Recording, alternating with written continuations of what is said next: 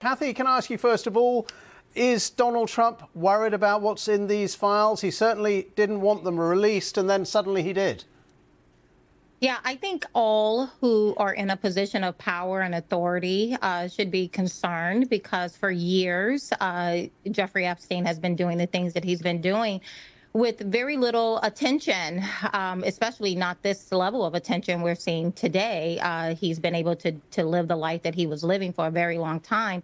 So I think a lot of people should be concerned. But this isn't a story about the left or the right. I believe it's a story about power, protection, and a stunning lack of accountability for many, many years. And so I think that is the story. I recognize that Democrats believe this is going to be their new Russia cudgel that they can use to beat Donald Trump over the head. But I think that what they're going to see is more of what we've already seen. For example, with Larry Summers, Biden's former U.S. Treasury, having to resign essentially from all of life, from Harvard, from OpenAI. We've already seen some other Democrat politicians who have been exposed with some of these text messages. So I think we're going to see much more of that.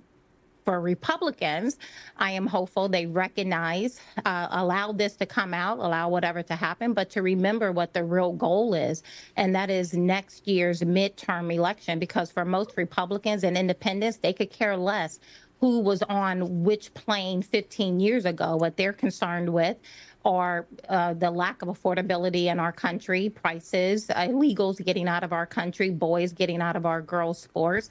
And if Republicans can remain Okay. focused on that, we're going to see some good news next year. Okay.